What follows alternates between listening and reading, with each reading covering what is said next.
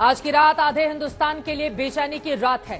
करवटें बदलते बीतेंगे करोड़ों लोगों के एक एक पल, क्योंकि कल हिंदुस्तान की आवाम अपने मुस्तकबिल चुनेगी। कल वोटों के साथ धड़कनें भी गिनी जाएंगी। नई सुबह का सूरज नए युग की प्रस्तावना लिखेगा। हवाएं इस्तकबाल करेंगी भारत के नीति नियंता का। लोकतंत्र के महापर्व के परिणाम का दिन है कल। बीजेपी के खेमे में पहले से ही एग्जिट पोल ने खुशियां भर दी हैं और विपक्ष के भीतर आशंकाओं का ज्वार भाटा उफान मार रहा है। बीजेपी और उसके समर्थक अभी से तरन्नुम गाते हुए मिठाइयां बनवा रहे हैं और जश्न की तैयारियां कर रहे हैं, तो विपक्ष के भीतर तलखियां और तिलमिलाहट है। वो काउंटिंग सेंटर्स पर नजरें जमाए हुए हैं। वे एग्जिट पोल्स को नकार रहे हैं और दावा कर रहे हैं कि इस बार के परिणाम उनके पक्ष में जाएंगे। क्या होंगे परिणाम वो तो कल मालूम चल पाएगा, लेकिन बड़ी खबर आपको देते हैं। सिर्फ और सिर्फ 13 घंटे का वक्त बचा है, जिसके बाद लोकसभा चुनाव के लिए वोटों की गिनती शुरू हो जाएगी। कल सुबह 8 बजे से गिनती शुरू होनी है, जिसके कुछ ही घंटे के बाद तस्वीर साफ हो जाएगी। आखिर किसकी बनेगी सरकार? एग्जिट पोल के आंकड़े ही क्या सही साबित होंगे? क्या नरेंद्र मोदी तीसरी बार भी प्रचंड जनमत के साथ हैट्रिक लगाएंगे, या फिर इंडिया गठबंधन 295 अंकों का जो आंकड़ा देश के सामने रख रहा है वो बाजी मार ले जाएगा? कई ऐसे सवाल हैं जिसके लिए हमें करना होगा इंतजार। आपको बताते चले, कल सबसे पहले पोस्टल बैलेट की गिनती की जाएगी और उसके बाद ईवीएम का आंकड़ा जब खुलेगा तो धीरे धीरे करके तस्वीर साफ हो जाएगी। 8:15 बजे के आसपास पहला रुझान भी सामने आ जाएगा और जैसे जैसे दिन चढ़ेगा उसके बाद आंकड़े स्पष्ट होते हुए चले जाएंगे कि अब की बार किसकी बनने जा रही है सरकार।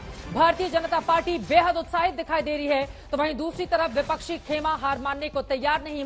उसका यह कहना है कि एग्जिट पोल के आंकड़े धरे रह जाएंगे और इंडिया गठबंधन बाजी मार ले जाएगा एक सुर से, चाहे कांग्रेस हो, समाजवादी पार्टी हो, उद्धव ठाकरे का गुट हो, हर किसी की ओर से यही बातें कही जा रही हैं। फिलहाल चुनावी नतीजों से ठीक पहले चुनाव आयोग को लेकर सियासत जारी है। बड़ी खबर यह है कि कांग्रेस के आरोपों को लेकर अब बीजेपी ने पलटवार किया है। सुधांशु त्रिवेदी ने प्रेस कॉन्फ्रेंस करके कहा है कि 150 कलेक्टर को लेकर विपक्ष ने कोई सबूत नहीं दिए हैं। विपक्ष चुनाव आयोग नहीं बल्कि लोकतंत्र पर ही सवाल खड़े कर रहा है। पूरे देश में भ्रम फैलाया जा रहा है। आपको बताते चले कि कांग्रेस के नेता जयराम रमेश ने दावा किया कि गृह मंत्रालय की ओर से 150 डीएम को फोन करके धमकी दी गई है कि नतीजे उनके पक्ष में करें। इस पूरे मामले को लेकर वार पलटवार का दौर भी जारी है। चुनाव की पराजय की निश्चितता ने ऐसा प्रतीत होता है कि विपक्ष के मन में एक विक्षिप्तता भर दी है। इसलिए इस प्रकार के आरोप कि 150 डीएम को फोन किए गए, चुनाव आयोग ने कहा बताइए, आपने संख्या कोट की है, संख्या कोट की है तो बताइए कौन है। तो कहते हैं 7 दिन का समय। उन्होंने कहा शाम तक दीजिए, क्योंकि आपने कहा ये चुनावी प्रक्रिया को प्रभावित करने वाला है। यह दर्शाता है किस प्रकार के अनर्गल बातें उन्होंने करने का प्रयास किया है।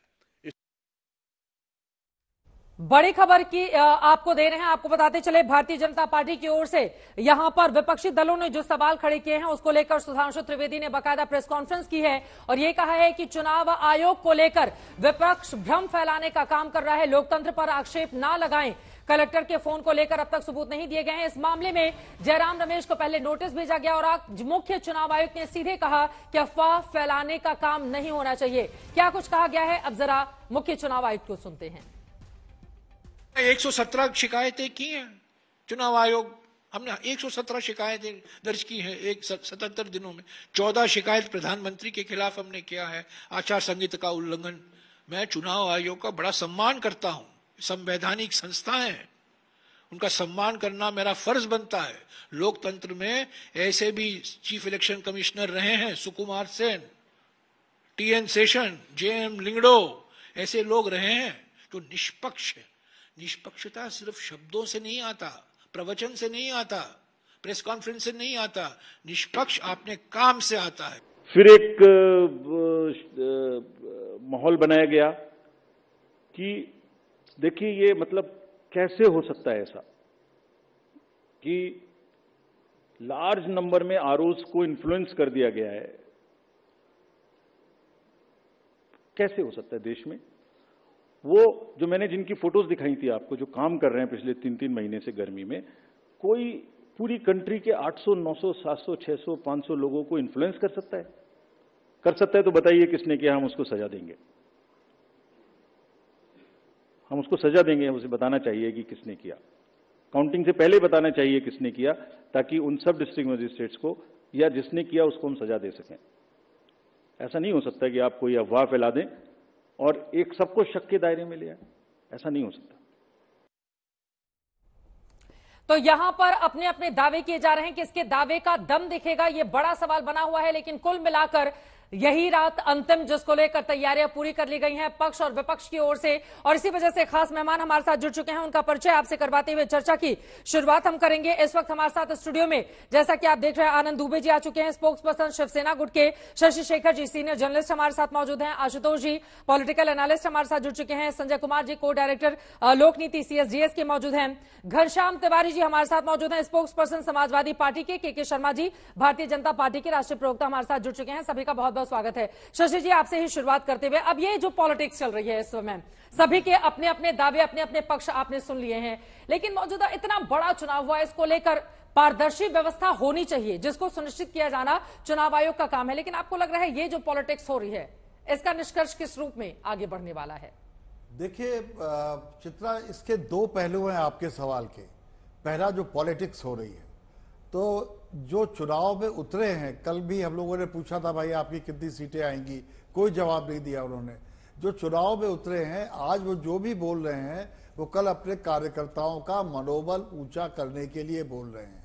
वो ये नहीं चाहते कि उनकी फौजें बिना लड़े हार जाएं। कुछ सवाल उठ रहे हैं वोटिंग मतगणना की प्रक्रिया को लेकर, और वो उन सवालों से, यदि वो सवाल और शक उनसे उन्हें जूझना है, वो अपने कार्यकर्ताओं के दम पर ही जूझ सकते हैं। इसलिए वो अपनी जीत के दावे कर रहे हैं सारे लोग, और सारी पार्टियां इसी काम को कर रही हैं। दूसरी बात चुनाव आयोग की, चुनाव आयुक्त महोदय के तेवर, मुख्य चुनाव आयुक्त महोदय के तेवर मुझे बड़े अच्छे लगते हैं। जब उन्होंने पहली प्रेस कॉन्फ्रेंस की थी तब भी उन्होंने कुछ शेरो शायरी की थी। लेकिन चुनाव का समय, 35 लोग मारे गए, ये ऐसा आंकड़ा है, कुछ आगे पीछे हो सकता है। वो सरकारी कर्मचारी थे, चुनाव ड्यूटी पर थे। क्या युद्ध लड़ा जा रहा था? चुनाव के समय को लेकर कोई सही चिंतन क्यों नहीं किया गया? बिल्कुल। सवाल नंबर 1। सवाल नंबर 2, इसी की वजह से बहुत से लोग वोट डालने नहीं निकल पाए। अगर वो नहीं निकल पाए तो उसकी जिम्मेदारी भी आयोग की है, क्योंकि वो अपील तो करता है पर इंतजाम भी वैसे करे। और तीसरी बात चित्रा, पूरे सम्मान, पूरे एहतराम और पूरे भरोसे के साथ कह रहा हूं कि भरोसा कायम रखने के लिए भी मेहनत करनी पड़ती है। आपने की, पर इतने बड़े लोकतंत्र में मुझे लगता है कुछ और मेहनत की जरूरत है, सिर्फ बातों से काम नहीं चलेगा। बिल्कुल, ये महत्वपूर्ण बात आपकी ओर से कही गई है। बात करने का हुनर, काम जरूर आता है, लेकिन बात करने से सिर्फ काम नहीं चला करता। इसी वजह से जो बातें आपने उठाई हैं उसी को आगे बढ़ाते हुए आशुतोष जी आपके पास आते हुए, अब विपक्ष की ओर से जो सवाल पूछे जा रहे हैं, मुख्य चुनाव आयुक्त ने कह दिया है कि शको सुबह का कोई इलाज तो नहीं हो सकता, ना बड़े बड़े डॉक्टर्स और बड़े बड़े हकीम भी अब शक का कोई इलाज नहीं कर सकते हैं। तो उनकी इस बातों को कैसे देखा जाए? विपक्ष सवाल उठा रहा है, उन्होंने जवाब। देखिए, देश के अंदर लोकतंत्र है और लोकतंत्र में ही सवाल पूछे जाते हैं। तानाशाही में तो सवाल नहीं पूछे जाते, किसी अधिनायकवाद में भी सवाल नहीं पूछे जाते हैं। तो लोकतंत्र में अगर लोग सवाल नहीं पूछेंगे, सत्ता पक्ष से सवाल नहीं पूछेंगे, सुप्रीम कोर्ट से सवाल नहीं पूछेंगे, इलेक्शन कमीशन से सवाल नहीं, किससे सवाल पूछेंगे? मीडिया से भी सवाल पूछेंगे। तो इसमें डरने की कौन सी बात है? और मुझे इस बात में हमेशा हैरानी होती, जब भी आप सवाल पूछिए तो कहते हैं आप इलेक्शन कमीशन की क्रेडिबिलिटी पे सवाल खड़े करते। अरे किसी ने क्या TN सेशन की क्रेडिबिलिटी पे सवाल नहीं खड़े किए थे क्या? मैंने तो इलेक्शन कवर किया है, जब इलेक्शन कमीशन हुआ करता था उस जमाने में, रोज विपक्षी पार्टियां, यहां तक कि सत्ता पक्ष भी उनसे इतना परेशान हो गया था कि अंत में जो 1 सदस्यीय इलेक्शन कमीशन था उसको 3 सदस्यीय इलेक्शन कमीशन कर दिया गया, क्योंकि इतना परेशान हो गया। लेकिन आज उन्हीं TN सेशन की हम लोग पूजा करनी चाहिए, भारत रत्न मिलना चाहिए उनको, क्योंकि भारत के चुनाव में जितनी गड़बड़ियां थी काफी हद तक उन्होंने ठीक करने काम किया। जिम लिंगडो का जिक्र हम क्यों करते हैं? याद करते, बहुत सारे चीफ इलेक्शन कमिश्नर हुए, बहुत सारे मुख्य चुनाव आयुक्त हुए, उनको तो कोई याद नहीं करता। लेकिन आप सेशन को याद करते हैं, आप जिम लिंगडो को याद करते हैं, आप YSR कुरैशी को याद करते हैं, बाकी लोगों को नहीं याद करते। तो उन तमाम जो लोग इस सवालों से तकलीफ में हो जाते हैं, मुझे लगता है कि उनको अपनी लोकतांत्रिक चेतना के बारे में भी सोचना चाहिए कि सवाल पूछने दीजिए ना। सवाल नहीं पूछेंगे तो लोकतंत्र मर जाएगा। इसलिए और इस चुनाव के दौरान इलेक्शन कमीशन की जो स्थिति है उस पर कई सवाल, गंभीर सवाल है। सबसे बड़ा सवाल तो मैं भी आपका बंगाल के बारे में जिक्र करना चाहूंगा कि बंगाल में जब TMC ने बीजेपी के एक विज्ञापन के ऊपर जब सवाल खड़े किए, इलेक्शन कमीशन से जब कंप्लेन की, तो इलेक्शन कमीशन ने उसका कोई निराकरण नहीं किया। हाईकोर्ट ने कहा कि भैया ये विज्ञापन वापस करिए, हाईकोर्ट ने कहा कि ये ग्रॉस फेलियर है इलेक्शन कमीशन का। मामला सुप्रीम कोर्ट में गया, सुप्रीम कोर्ट ने भी कहा कि आपने अभी तक फैसला क्यों नहीं किया। तो अगर इलेक्शन कमीशन समय रहते अगर इस पे कार्रवाई कर देता तो ना हाईकोर्ट को टिप्पणी करने की जरूरत पड़ती, ना सुप्रीम कोर्ट को टिप्पणी करने की जरूरत थी। और ये पहली बार मैं देख रहा हूं कि अगर प्रधानमंत्री ने कोई भाषण दिया, राहुल गांधी ने कोई भाषण दिया, आप पार्टी के अध्यक्ष को नोटिस दे रहे हो और चुनाव के बाद कब फैसला करोगे उसका निराकरण। और सेशन विद इन सेकेंड्स फैसला करते थे। कोई भी पॉलिटिकल पार्टी हो, राजनीतिक नेताओं की टांगे कांपा करती थी टीएन सेशन के जमाने में और खूब आलोचना की जाती थी। टीएन सेशन के खिलाफ जितना लिखा गया है, जितना उनके ऊपर हमले किए गए हैं, जितना उनके ऊपर हमला किया गया, भारत का लोकतंत्र उतना मजबूत हुआ क्योंकि उसकी वजह से टीएन सेशन भी कहीं ना कहीं एक अपनी जिम्मेदारी महसूस करते थे, जिम लिंगडो भी महसूस करते थे। संजय जी, अब आपके पास आते हुए, लेकिन इसमें दो बातें हैं आशुतोष जी ने जो कही। पहली यह है कि सवाल पूछे जाने चाहिए, बिल्कुल पूछे जाने चाहिए। विपक्ष की ओर से सवाल पूछा जा रहा है, चुनाव आयोग ने भी और बाकी लोगों ने भी जवाब देने की कोशिश की है, विपक्ष की ओर से भी कुछ जवाब निकलकर सामने आ रहे हैं।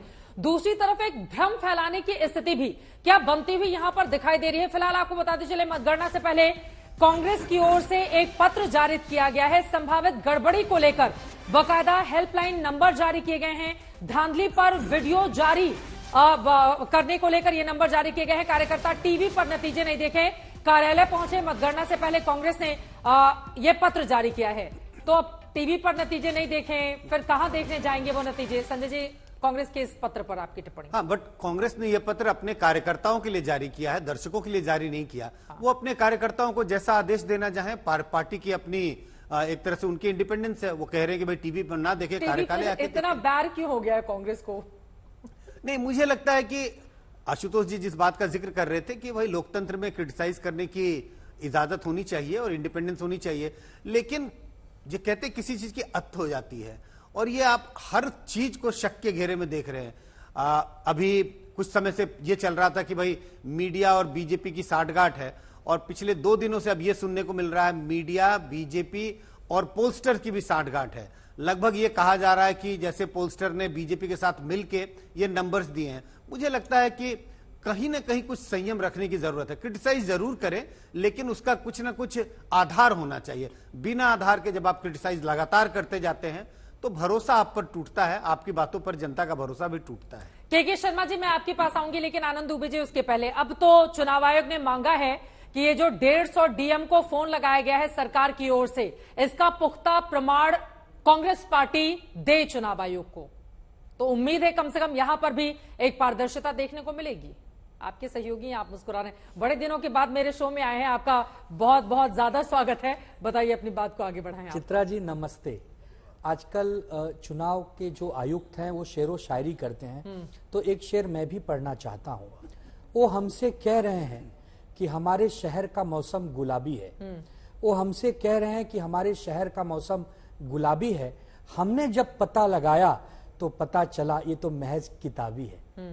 तो ये जो आंकड़े चुनाव आयोग जो कह रहा है, ये सब अब कुछ ही घंटों का खेल बचा है।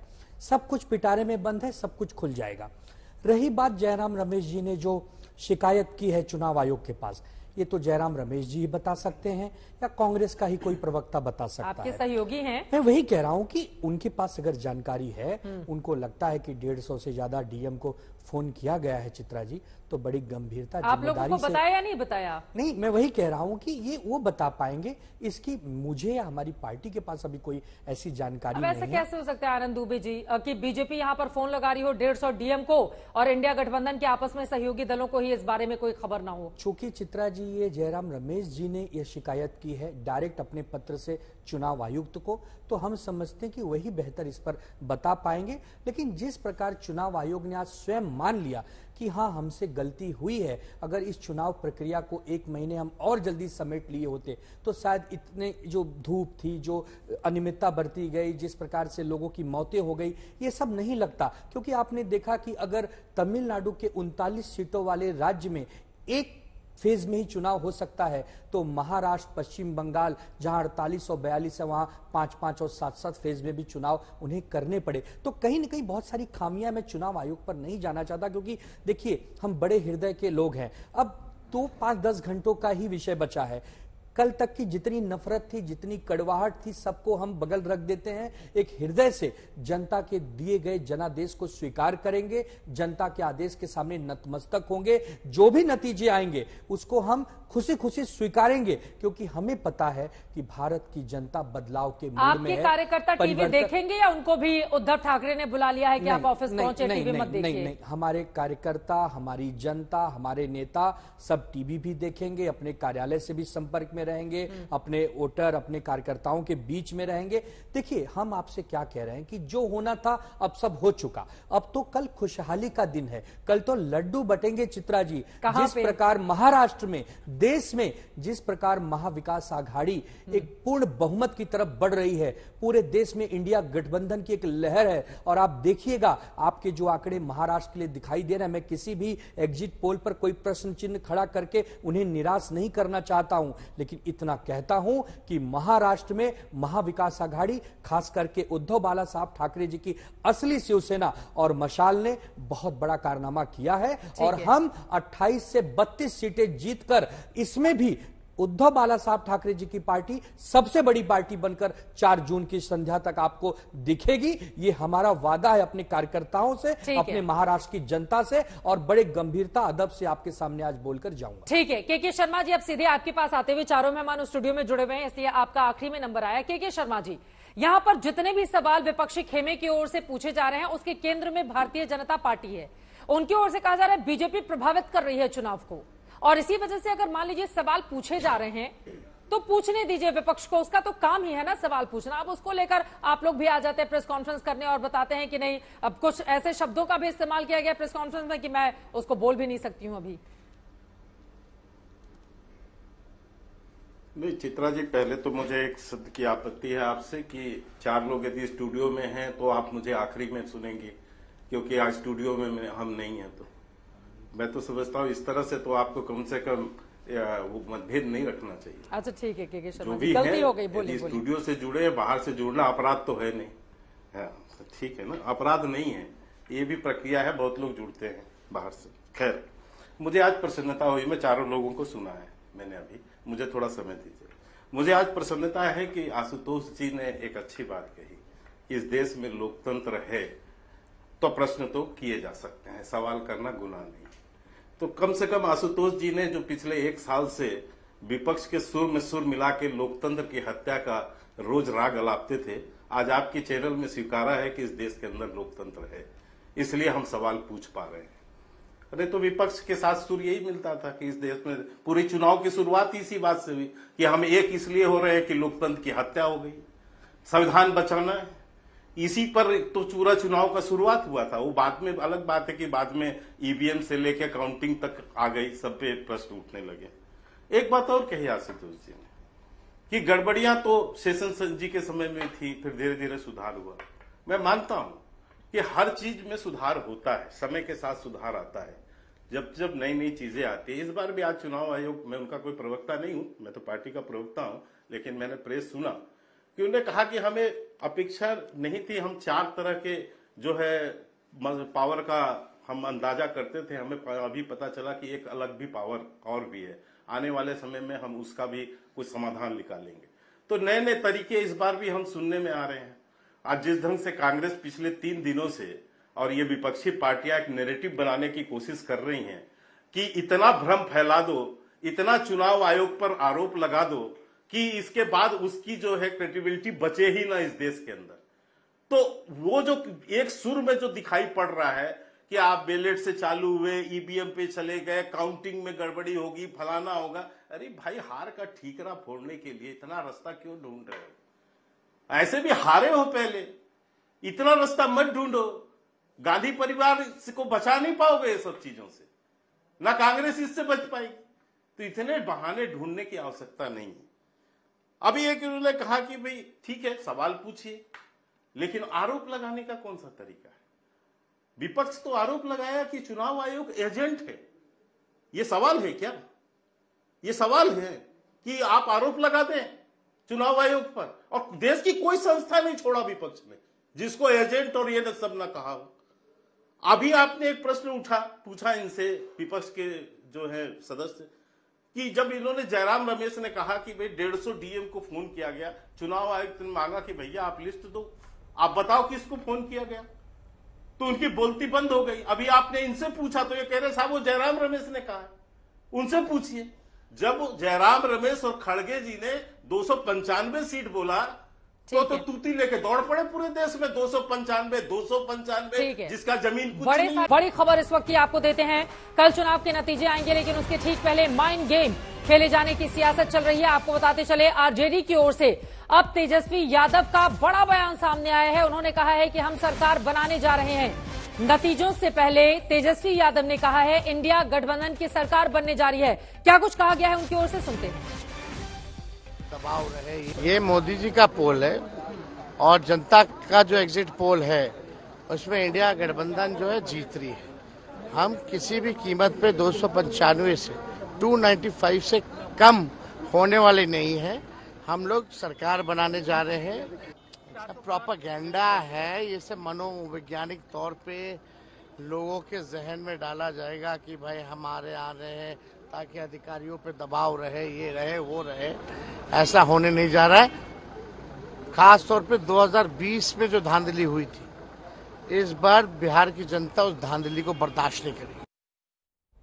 तेजस्वी यादव को आपने सुना, वो एग्जिट पोल को बता रहे हैं कि बीजेपी का एग्जिट पोल है, सवाल उठाते हुए, और कह रहे हैं 295 सीटें इंडिया गठबंधन को आने जा रही हैं। फिलहाल कल चुनाव के नतीजे आने वाले हैं। माइंड गेम उसके पहले ठीक शुरू हो गया है। कल प्रधानमंत्री नरेंद्र मोदी ने कई अहम बैठकें की थी, अब कांग्रेस इसे माइंड गेम बता रही है। जयराम रमेश का कहना है कि कल भी और बैठक करके प्रधानमंत्री माइंड गेम खेलेंगे और फिर इसके बाद वो पूर्व प्रधानमंत्री हो जाएंगे। दरअसल कल प्रधानमंत्री ने चक्रवात और लू के बाद देश के अलग अलग हिस्सों में बने हालात पर बैठक की थी, साथ ही 125 दिन के एजेंडे पर भी मीटिंग की थी। लेकिन इस बैठक के साथ ही विपक्ष को एग्जिट पोल के नंबर पर भी भरोसा नहीं है। वहीं गांधी परिवार का कहना है कि उन्हें फैसले आने तक इंतजार करना चाहिए।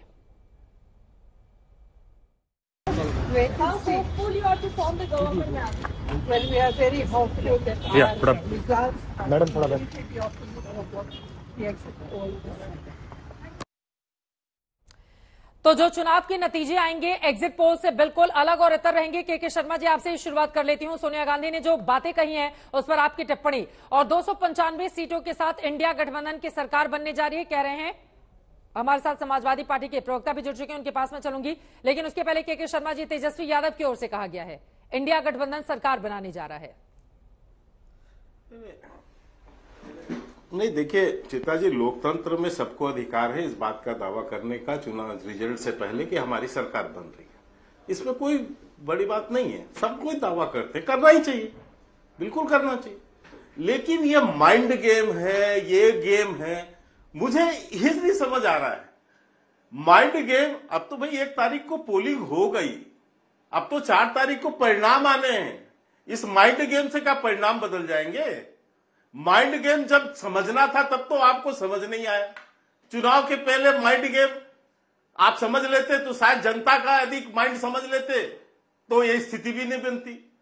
लेकिन आज माइंड गेम ये केवल एक तरीका है कि कल जब चुनाव हारे, जैसा कि आज अखिलेश यादव जी ने भी कहा, विप्लव हो जाएगा, अराजकता फैल जाएगी, लोग सड़कों में आ जाएंगे। आप क्या कर रहे हैं? उकसाना चाह रहे हैं। आपकी 295 सीट नहीं आएगी तो देश में अराजकता फैल जाएगी, देश के अंदर विप्लव हो जाएगा, देश के अंदर जो है लोग एक दूसरे से लड़ने लगेंगे। आप क्या कहना चाहते हैं? आप क्या चुनाव आयोग में धमकी देना चाह रहे हैं? क्या आप बताना चाह रहे हैं? देश के अंदर इतना सस्ता समझाया क्या देश को आपने? 140 करोड़ भारतीयों का देश है ये। आप चुनाव हार जाएंगे तो इस देश में अराजकता हो जाएगी। अरे ये आप जो शुरुआत आपने किया था अपने समय से, लोकतंत्र की हत्या हो जाएगी। फिर आपने यहां कहा कि संविधान जो है बदल दिया जाएगा, फिर आपने दक्षिण भारत उत्तर भारत करके देश को बांटने की कोशिश की, फिर आरक्षण को लेकर झूठा अफवाह फैलाया। आप कह रहे हो देश में अराजकता हो जाएगी यदि जो है भाजपा आ जाएगी तो? मतलब आप देश में ऐसी भ्रम की स्थिति पैदा कर रहे हैं, आप जहर बोने की कोशिश कर रहे हैं, आप किसी संस्था को नहीं छोड़ रहे हैं, हर पर आरोप लगाना है आपको विश्वास किस पे है? इसलिए मैं कह रहा हूं कि विपक्ष जो है राजनीतिक रूप से दिवालिया हो चुका है। राजनीतिक रूप से उसे समझ है कि उनके पास मुद्दे नहीं बचे, जो पूरे चुनाव में मुद्दे नहीं थे इनके पास, और आज इनका यही है। कल मैं आपको आज कह रहा हूं चित्रा जी, कल 11 बजे के बाद सुन लीजिएगा सबसे, काउंटिंग में गड़बड़ी हुई, ईवीएम में सेटिंग हो गई थी, इन्होंने हिंदू मुसलमान किया, यही सब चीजें आएंगी। घनश्याम तिवारी जी, जबकि हमारा सीधा उद्देश्य है कि हमने जो 10 वर्ष के जो कार्य किए थे डेवलपमेंट के मोदी जी के नेतृत्व में, उस पर हमने जनता से जो है जनादेश मांगा है 10 साल के काम पर, और आगे 2047 जो तक जो विकसित भारत का हम लक्ष्य लेके चले हैं, उस पर जनता विश्वास करके हमें जनादेश। घनश्याम तिवारी जी, और प्रधानमंत्री मोदी जी, अखिलेश यादव जी ने जो बयान दिया है उसको लेकर वो सवाल उठा रहे हैं, कह रहे बीजेपी जीती तो अराजकता फैल जाएगी। क्या इस तरह की बातें क्यों विपक्षी दलों की ओर से की जा रही हैं? और देश में पहली बार तो होगा नहीं कि तीसरी बार कोई एक चेहरे पर प्रधानमंत्री बनने जा रहा हो।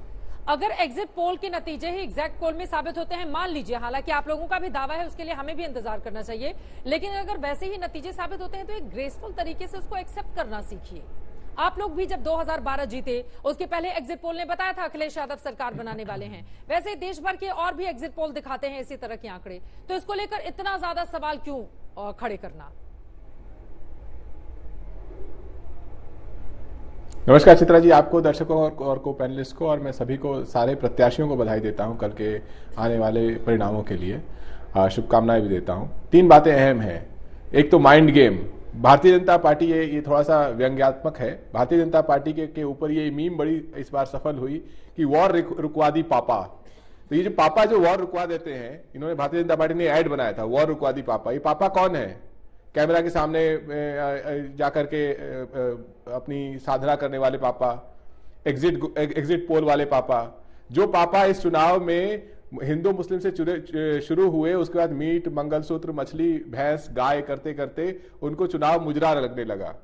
ये कौन से पापा हैं जो अचानक से मीटिंग करने लगे हैं? रुक सकते थे ना। जनता खदेड़ रही है भारतीय जनता पार्टी को। आपने देखा है चुनाव आयोग ने 14 मई को जो प्रेस रिलीज किया था, उसमें कहा था 425 पोल कोड वायलेशन हुए थे। चित्रा जी जानती है कितनी भारतीय जनता पार्टी ने कंप्लेंट्स दर्ज की थी? मुट्ठी भर। जो पार्टी सबसे ज्यादा चुनाव लड़ रही है, सबसे ज्यादा सीटों पर, मुट्ठी भर पोल कोड वायलेशन करती है। क्यों? क्योंकि सभी जगह जहां जहां जनता ने कहा कि बेईमानी हो रही है चुनाव कराने में, भारतीय जनता पार्टी का प्रशासन इन्वॉल्व था, भारतीय जनता पार्टी के लोग इन्वॉल्व थे। संविधान बदलने वाली बात इन लोगों ने कही, 400 पार वाली बात इन लोगों ने कही। तो ये वॉर रुकवाने वाले पापा इस बार थोड़े से बेसहारा दिखाई दे रहे हैं, इसीलिए एग्जिट पोल का माइंड गेम किया जा रहा है। जहां तक चुनाव की बात है, इस चुनाव में भारतीय जनता पार्टी ने एक भी ठोस मुद्दा नहीं रखा, क्योंकि उनको पता था कि अनिल मसीह जैसा मॉडल उनके पास है। और जो अराजकता की बात है, क्यों बात ऐसी उठती है? अगर देश के लोगों को दिखाई देता है कि चंडीगढ़ में भारतीय जनता पार्टी किस तरीके से अनिल मसीह के माध्यम से पूरा चुनाव कैप्चर करती है, और जेपी नड्डा जो भारतीय जनता पार्टी के अध्यक्ष है ताली बजाते हैं, संसद उस समय चल रही होती है और संसद एक शब्द नहीं कहती है। इस देश में बेईमानी करने का अगर कोई इनाम दिया जाएगा तो भविष्य में भी नरेंद्र मोदी जी को दिया जाएगा और अमित शाह जी को दिया जाएगा। इसीलिए जनता इन पर भरोसा नहीं करती है, इसीलिए इनके द्वारा प्रायोजित एग्जिट पोल पर भरोसा नहीं करती है। हमें भरोसा है जनता की आवाज पर। ठीक है सर, ओके।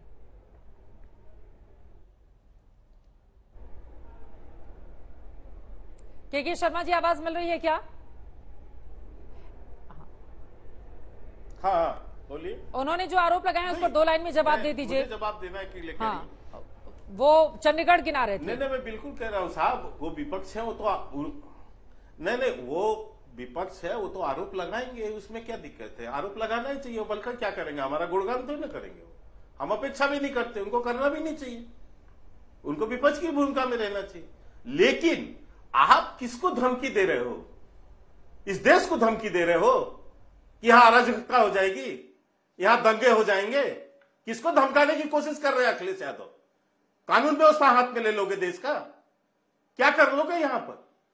मैं ये नहीं समझ पाता हूं कि चुनाव हारने के बाद आपकी स्थिति इतनी दयनीय हो जाएगी कि आप आह्वान करने लगेंगे। अभी आप एग्जिट पोल पे बोल रहे हैं, मैं पूछ रहा हूं चित्रा जी, एग्जिट पोल तो आपके चैनल ने भी दिखाया।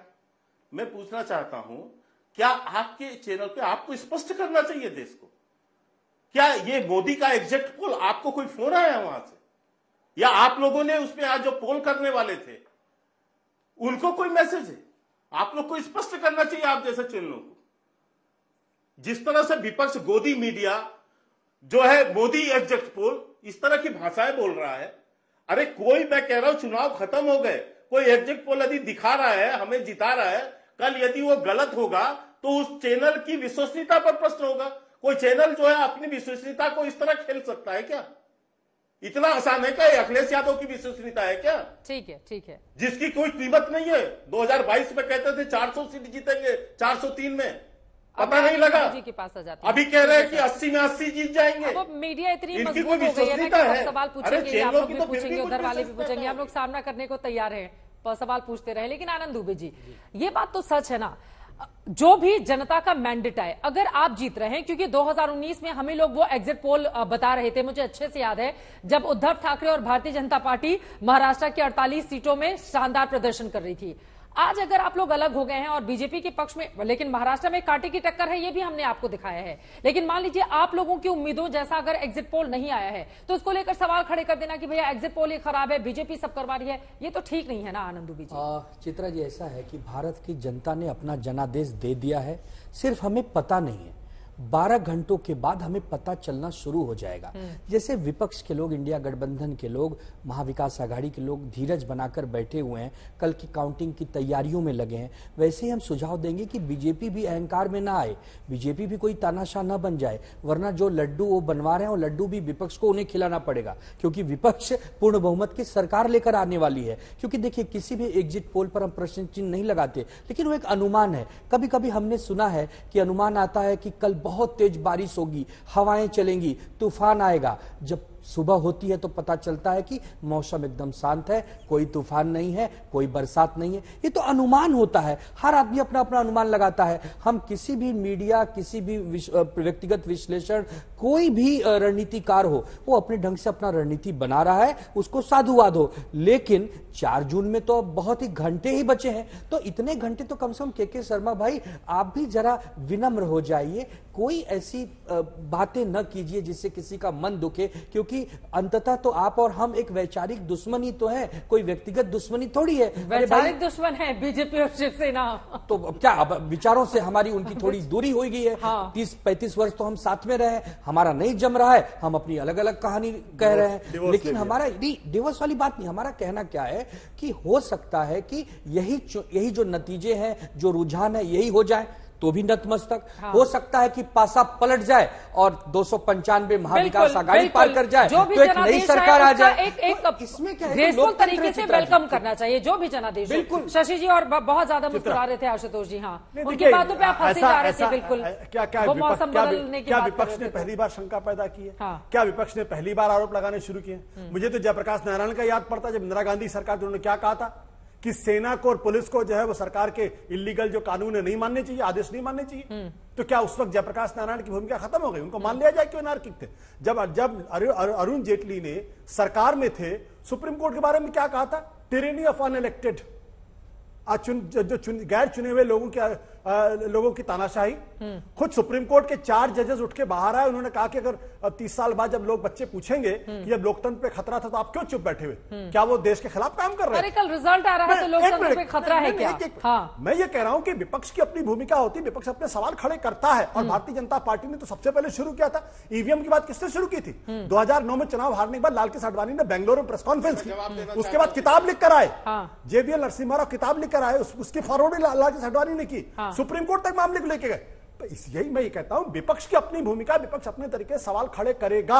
और अगर सवाल खड़े करना गलत था तो जयप्रकाश नारायण भी गलत थे, लाल कृष्ण आडवाणी भी गलत थे, और आज का विपक्ष भी गलत। ठीक है शशि शेखर जी, जल्दी से एक छोटी सी टिप्पणी। शशि जी देखिए, आप जानते हैं कि मैं प्रवक्ताओं पर या नेताओं पर या किसी व्यक्ति पर कोई टिप्पणी नहीं करता। वो जो कह रहे हैं वो अपने सोच समझ से कह रहे हैं।